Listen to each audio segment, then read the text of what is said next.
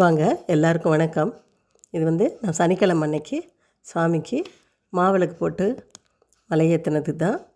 அதுக்கு பச்சரிசி ஊற வச்சு, ஈரரிசி ஒரு 2 மணி நேரம் ஊற வச்சு நல்லா உணர்த்திட்டு மிஷின்லேயோ இல்லை மிக்சியிலையோ நல்லா நைஸாக அரைச்சி ஃபேன் காற்றுலேயே ஆற வச்சு அப்படியே எடுத்து வச்சுக்கோங்க. வெயிலில் வைக்கக்கூடாது.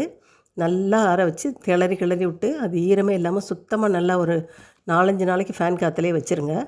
அப்புறமா எடுத்து அதை ஒரு பாக்ஸில் போட்டு வச்சுக்கோங்க. நம்ம நினச்ச நேரம் சாமிக்கு மாவிளக்கு போட்டு சாமி கும்பிட்லாம். மாவிளக்கு ஏற்றினா ரொம்ப நல்லது.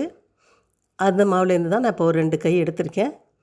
அதுக்கு தேவையான வெல்லத்தை தட்டி வச்சுட்டு மாவில் போட்டு கொஞ்சம் பெசரி விட்டு கொஞ்சமாக தண்ணி விட்டு, ஏன்னா ஈர மாவுன்னா உங்களுக்கு தண்ணி ஊற்ற தேவையில்லை. இது நம்ம உணர்த்தி வச்ச மாவு, அதனால் அதில் கொஞ்சம் தண்ணி ஒரு 2 கை விட்டேன். நான் ஃபஸ்ட்டு ஒரு தடவை விட்டுட்டு 2வது ஒரு கை விட்டேன். அதை நல்லா இந்த அளவுக்கு பிடிக்கிற அளவுக்கு பிசைஞ்சு எடுத்துகிட்டு நல்லா பிசறி விட்ட பிறகு ஒரு 2 டீஸ்பூன் நெய், நான் ஒரு 3 டீஸ்பூனே விட்டுருக்கேன்.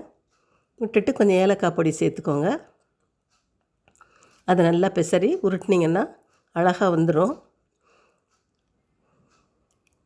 சூப்பராக இந்த மாதிரி உருட்டி எடுத்துகிட்டு இப்போ சாமிக்கிட்ட அந்த மணப்பலகையில் ஈரக்கோலம், அதே ஈர அரிசியை அரைச்சிட்டு வந்ததை உருட்டி நான் வச்சுருந்தேன்.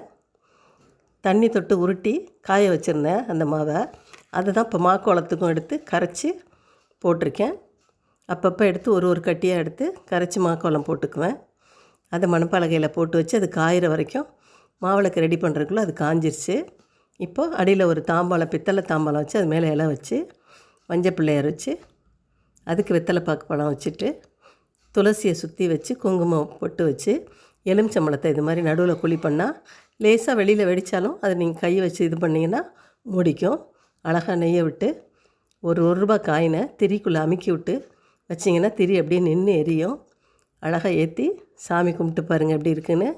பிடிச்சிருந்தால் லைக் பண்ணுங்கள், ஷேர் பண்ணுங்கள், மறக்காமல் சப்ஸ்கிரைப் பண்ணுங்கள். அதோடு நான் புளியோதரையும் பண்ணி சாமிக்கு படைத்தேன். இந்த வீடியோ பிடிச்சிருந்தால் லைக் பண்ணுங்கள். ரொம்ப நன்றி, வணக்கம்.